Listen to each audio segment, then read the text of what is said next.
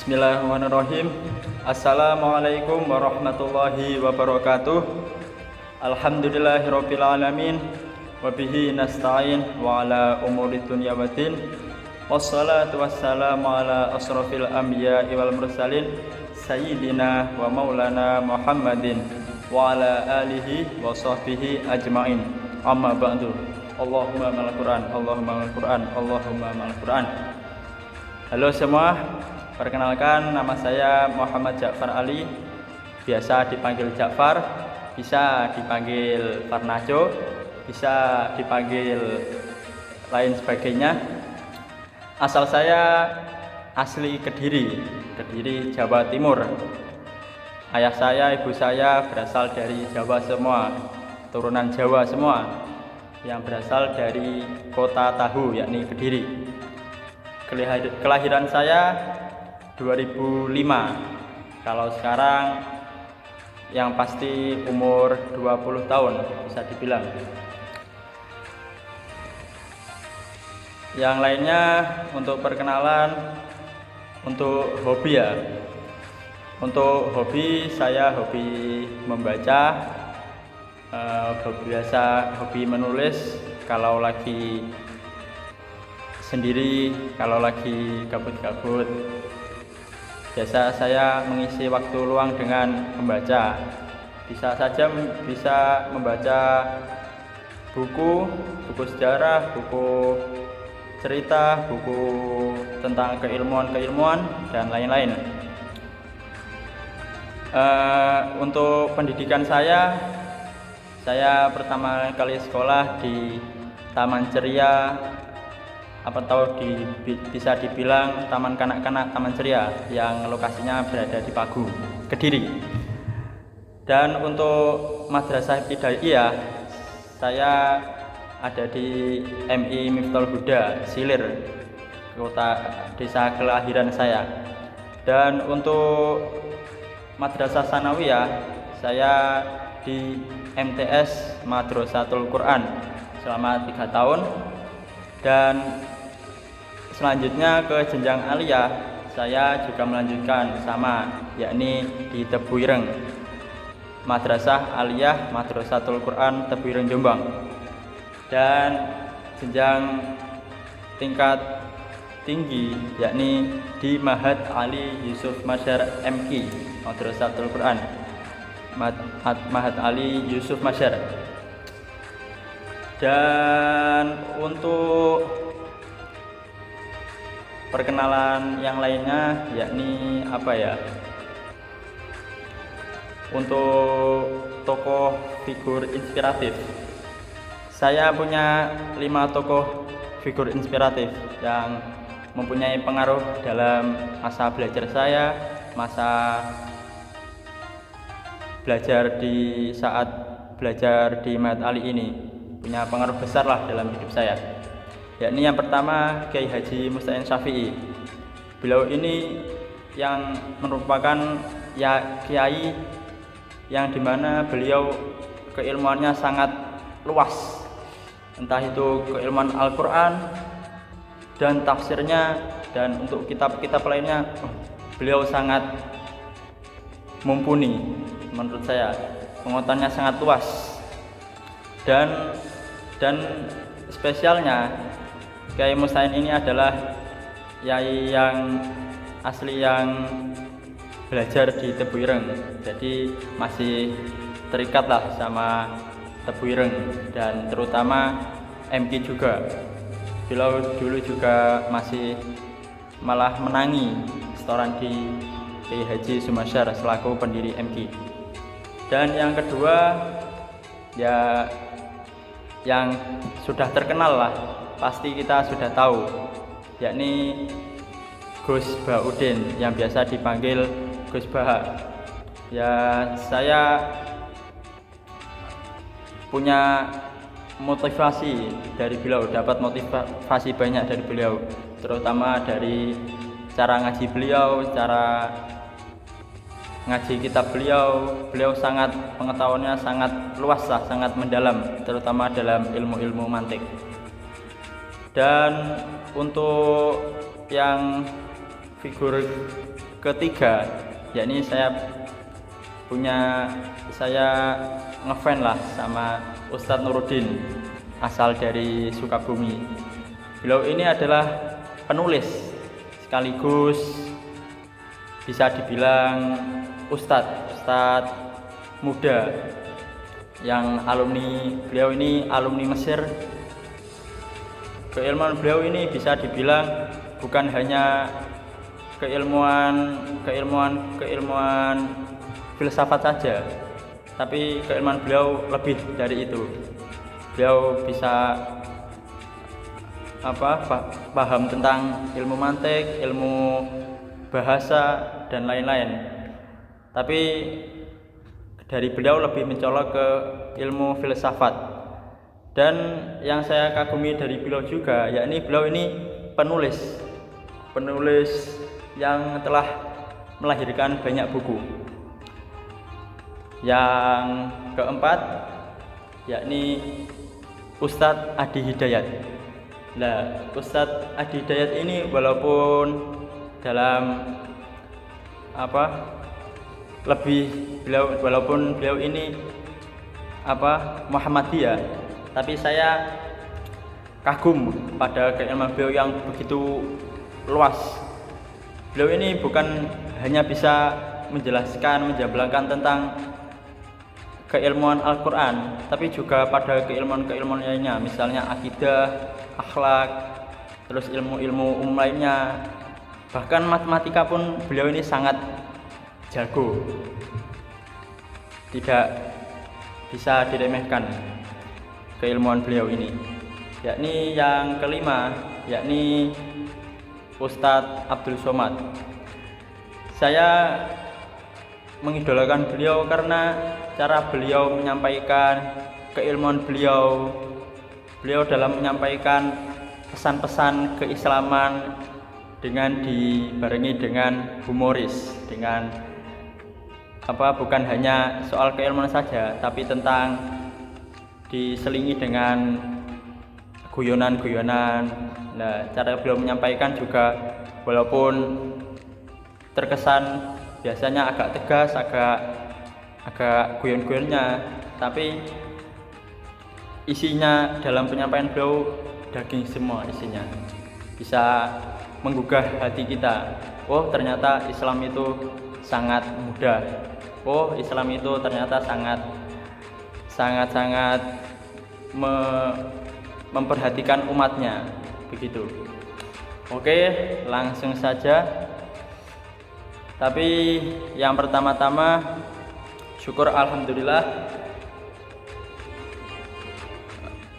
Allah telah memberikan kesehatan kepada kita para mustami'in yang telah meluangkan waktunya untuk tetap mendengarkan saya. Yang pertama, marilah kita panjatkan puja-puji syukur kita kehadirat Allah Subhanahu wa taala, karena rahmatnya kita bisa terus menimba ilmu. Dan yang kedua kalinya, sholawat serta salam tetap tercurah limpahkan kepada Nabi kita Muhammad SAW yang telah membawa kita pada zaman kegelapan menuju zaman yang terang benderang, yakni Adinul Islam. Oke, yang terkhusus yang sama-sama kita hormati para masyayikh, Mbah Ali Yusuf Masyar, dan tak lupa pula guru kita selaku guru mata kuliah Nasikh Mansur, Ustadz Andi. Oke, langsung saja. Di sini saya akan membahas tentang ayat had, hukuman tentang orang pezina. Di sini saya akan mengutip ayat yang dulu merupakan awal-awal hukuman zina pada masa Rasulullah, pada masa awal Islam. Saya akan mengutip Quran surat An-Nisa ayat 15 yang berbunyi, A'udzubillahi minasyaitonirrajim, Bismillahirrahmanirrahim. wallati ya'tinal fahishata min nisaikum fastashhidu 'alaihinna arba'atan minkum fa in syahidu fa amsikuhunna fil buyuti hatta yatawafahunnal mautu ayja'alallahu lahunna sabila, yang artinya, dan terhadap para wanita yang mengerjakan perbuatan keji zina di antara kamu, hendaklah ada 4 orang saksi di antara kamu yang menyaksikannya. Apabila mereka telah memberikan kesaksian, maka kurunglah wanita-wanita itu dalam rumah sampai mereka menemui ajalnya, atau sampai Allah memberikan jalan lain bagi mereka. Di sini banyak penafsiran para ulama-ulama terdahulu, para tabi'in, banyak penafsirannya. Tapi di sini saya akan menjelaskan, mengambil penafsiran secara umum, yakni pada ayat ini turun sebelum adanya hukum had zina yang sempurna, ya. Terus Allah merintahkan bahwa wanita yang terbukti melakukan zina dengan adanya 4 saksi itu dikurung di rumah mereka seumur hidup sampai mati. Tapi hukuman ini bersifat sementara sebagai bentuk pengajaran keras, karena zina adalah perbuatan yang merusak masyarakat. Nah, di sini juga di sini bagaimana kok bisa Allah menurunkan ayat-ayat yang menghukum zina? Karena pada kondisi sosial Arab sebelum Islam, zina di masa jahiliyah itu sangat merajalela. Bahkan ada beberapa jenis praktek pernikahan yang mendekati zina. Lalu pada masa itu juga wanita itu dieksploitasi, bahkan ada yang dijadikan pelacur oleh keluarga mereka untuk mencari nafkah. Pada zaman dulu itu para wanita itu sangat sering terjadi perzinaan, karena pada masa jahiliyah itu masih banyak orang yang bodoh lah. Nah, terus karena itu ketika Islam datang, Allah menurunkan hukum bertahap, tadaruj. Nah, hukum ini pada masa awal Islam. Nah, ayat Quran surat An-Nisa ayat 15 tadi itu sebagai had dalam Islam untuk pertama kalinya. Nah, setelah masyarakat Islam mulai tertata di Madinah pada zaman itu, turunlah Quran surat An-Nisa ayat 15 tadi.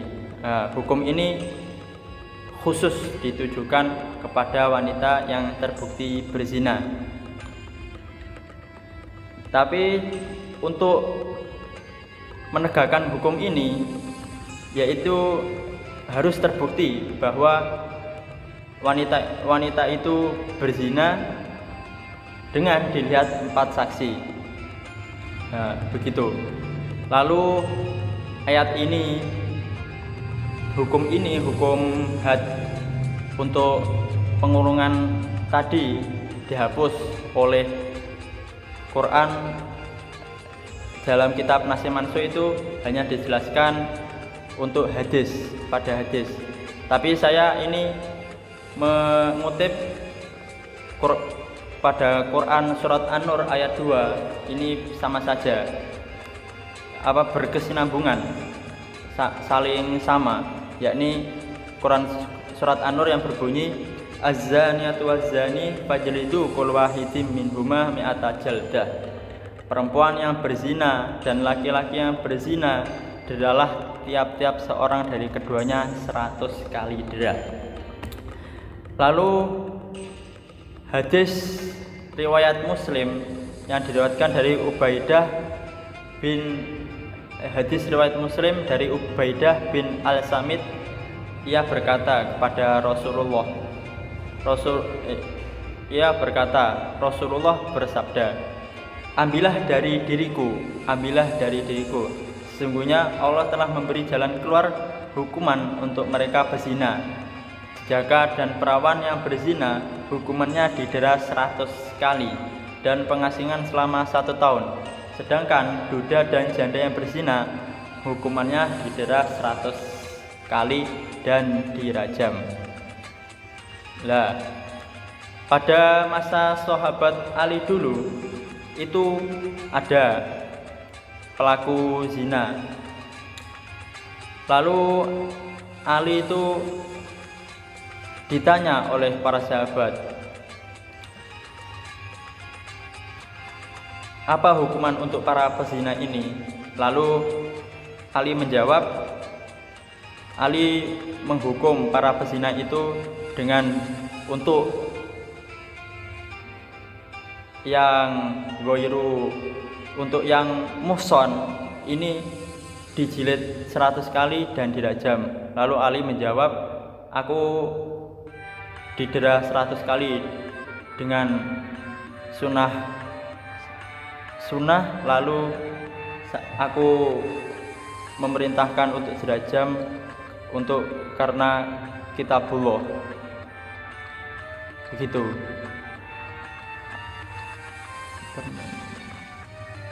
Ya. Oh, terbalik ternyata.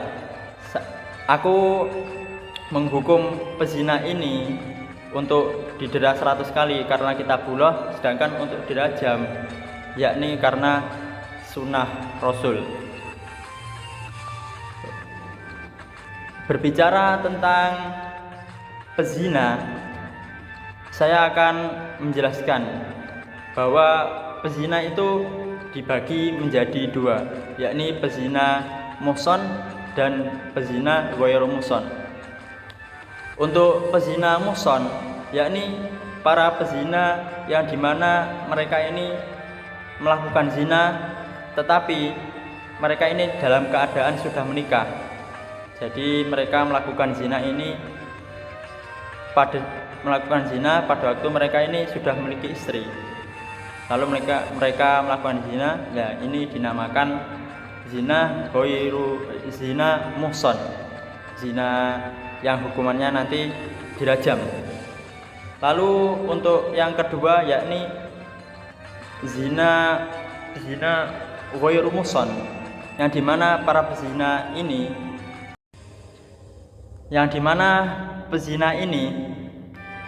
mereka ini masih perjaka, masih belum menikah, lalu melakukan zina. Nah, ini dinamakan zina ghairu muhson, yang dimana hukumannya yakni 100 kali cambuk. Saya akan mengutip kisah dari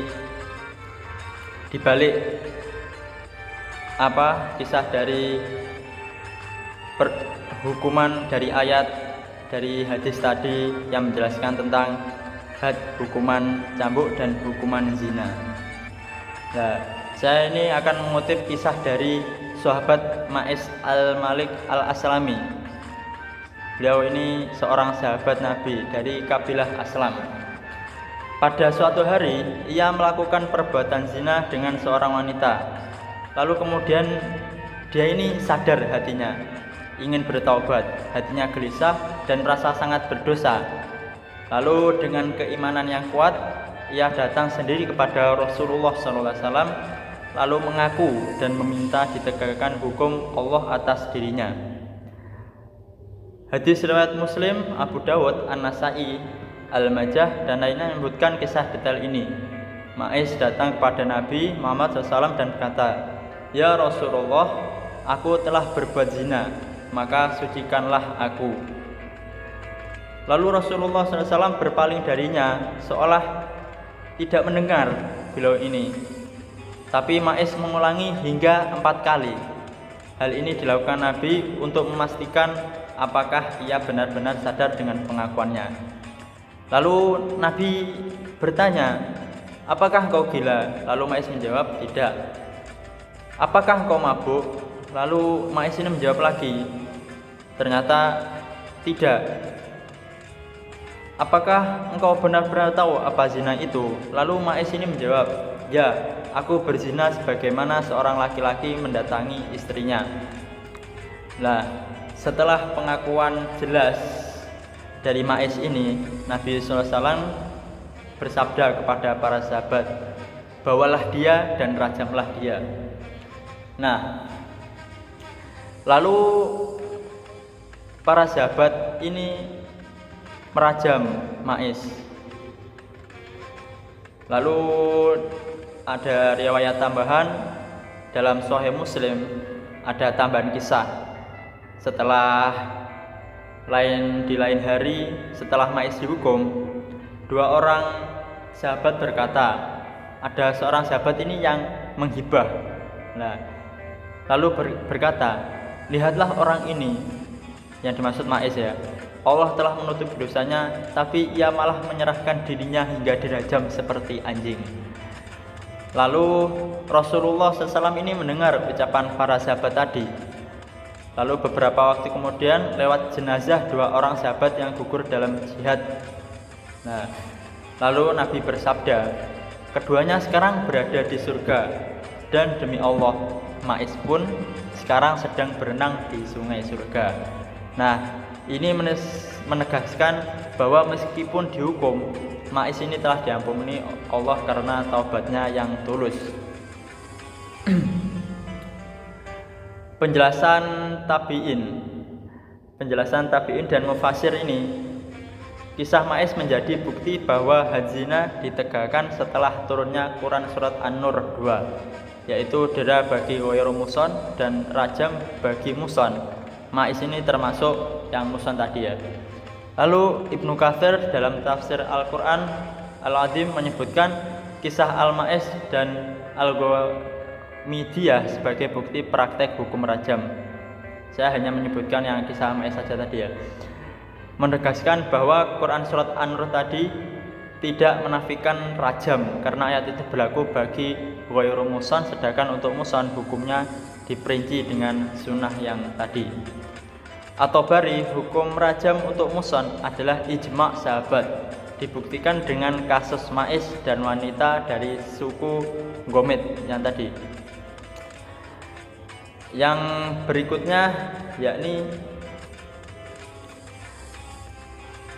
yang pada intinya yang ayat pertama tadi Quran surat An-Nur tadi, Quran surat An-Nisa ayat 15 tadi, walati yatinal fahisyata min nisaikum fastashidu alaihin arba'atam minkum fa yashidu famsikuhna fil buyuti hatta yatafahunnal mautu aja'alallahu lahunna sabila. Ini hukum pada awal Islam tadi.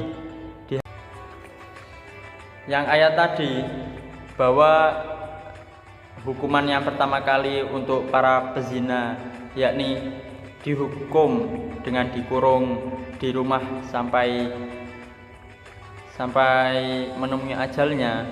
Lalu ayat ini dihapus, hukumannya dihapus dengan hadis, dengan sunnah tadi yang berbunyi, ambillah dari diriku, sesungguhnya Allah telah memberi jalan untuk keluar hukuman untuk mereka pezina, berjaga dan perawan. Yang berzina hukumannya didenda 100 kali dan pengasingan selama setahun.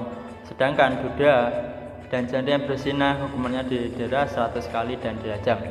Ayat ini menyebutkan secara detail, yakni untuk para berjaga, untuk para perawan, untuk para duda, untuk para janda.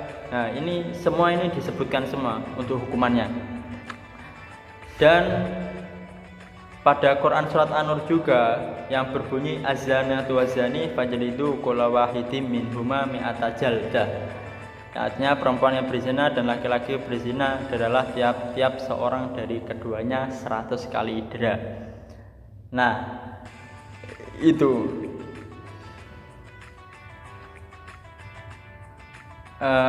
barangkali dari mustami'in ini ada yang tidak tahu tentang apa itu rajam ya, barangkali.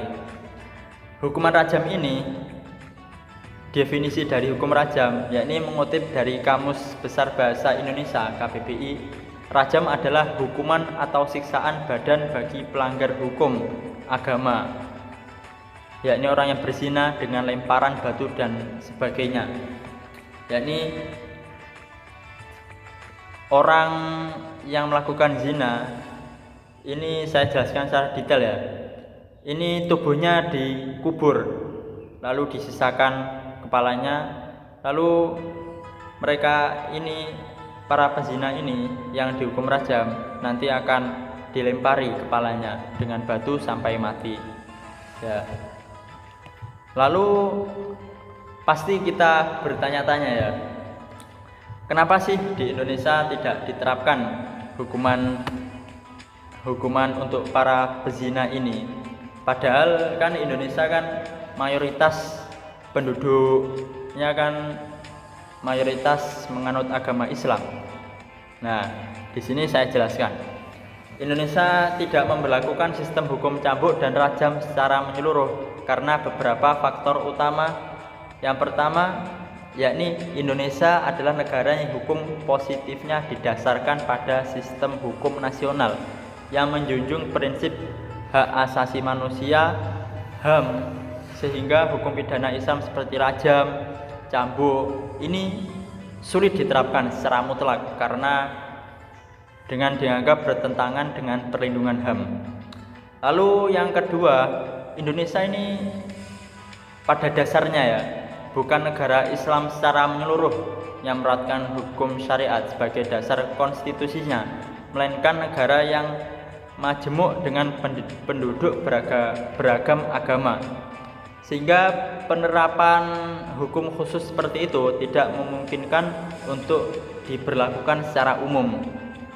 Namun penerapan hukum cambuk dan rajam tetap ada, hanya di wilayah khusus, wilayah tertentu yang memiliki otonomi yang khusus, yakni contoh di Aceh. Nah, di Aceh ini karena keistimewaannya, mereka ini masih menerapkan syariat Islam di sana. Yang contoh tadi untuk para pezina di sana, di wilayah sana itu masih menerapkan hukum cambuk. Nah, di sisi lain, hukum positif di Indonesia mengatur zina melalui Kitab Undang-Undang Hukum Pidana (KUHP) dengan hukuman penjara yang dianggap lebih sesuai dengan kerangka hukum nasional. Nah, itu penerapan hukum cambuk dan rajam juga dianggap sulit karena mensyaratkan bukti yang sangat ketat seperti kesaksian 4 saksi, dan yang kerap ini tidak praktis lah dalam konteks modern saat ini, serta dinilai tidak efektif memberikan efek jera pada pelaku zina di lingkungan masyarakat luas singkatnya.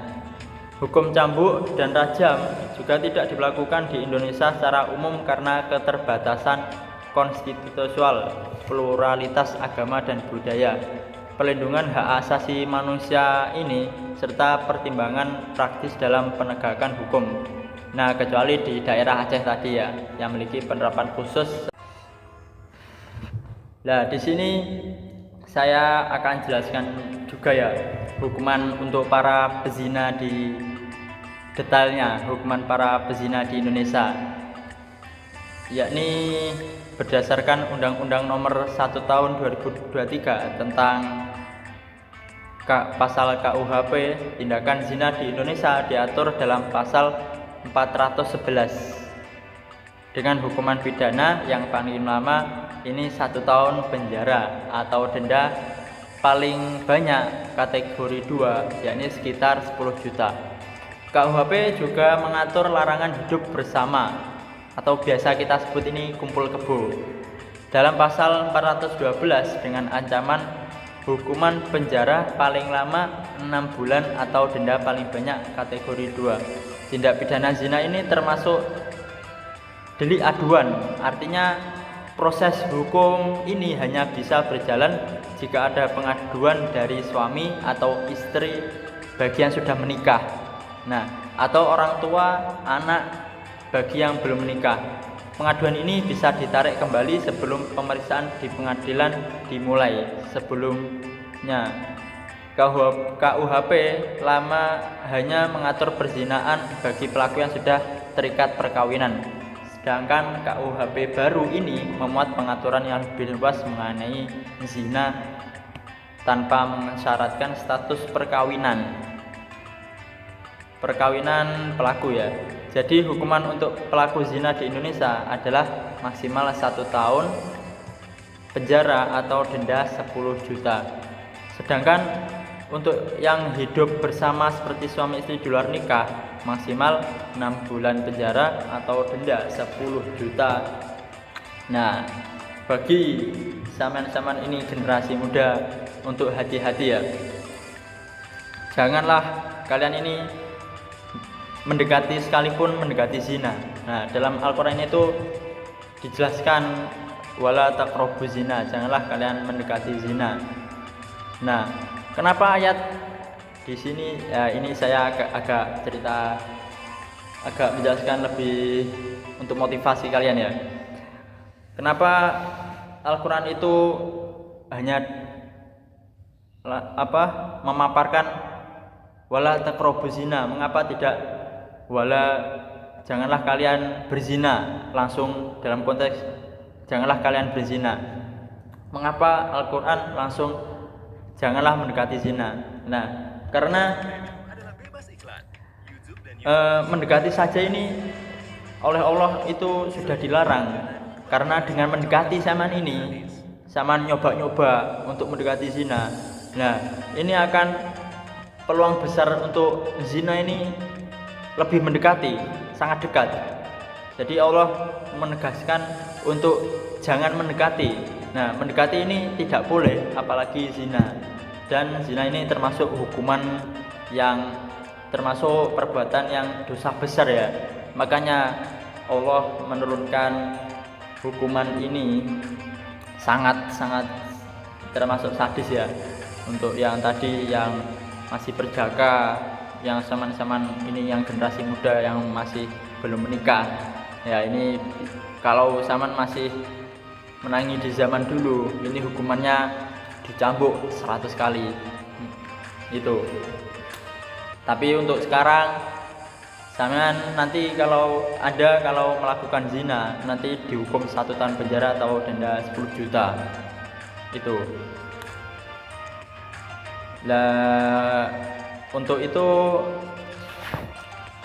teman-teman sekalian, untuk jangan sekali-kali lah mendekati zina, terutama yang sering kita temui pacaran atau ngedate atau lain-lainnya. Itu janganlah kalian nyoba-nyoba.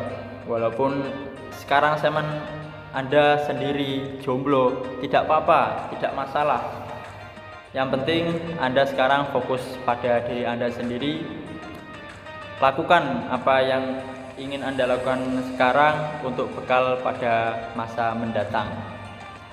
Kalau nanti kita fokuskan diri kita untuk terus menempa diri, untuk terus belajar, pasti nanti untuk keinginan pacaran ini akan, untuk mendekati zina ini akan lama-lama larut. Nah, ya memang wajar lah di umur kita yang sudah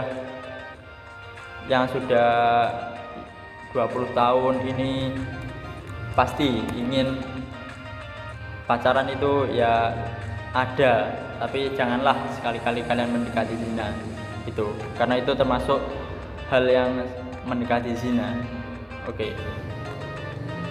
Oke, saya kira itu ya yang bisa saya sampaikan. Billahi taufik wal hidayah waridho wal inayah. Terakhir ini saya punya pantun untuk para mustamiin yang telah setia menonton saya sampai akhir ini.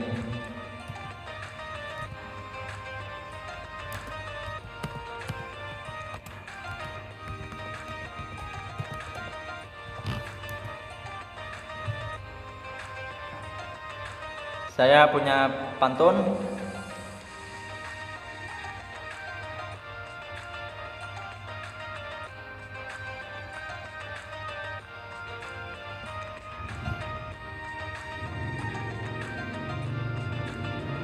Langit senja mulai memerah, pertanda malam kan segera tiba. Penjelasan kami telah berakhir sudah. Terima kasih atas perhatian kalian semua. Saya Muhammad Ja'far Ali undur diri. Apabila ada perkataan yang berlebih atau yang kurang penjelasan dari saya atau bahkan ada yang salah, saya mohon maaf. Ihdinas shiratal mustaqim. Wassalamualaikum warahmatullahi wabarakatuh. See you.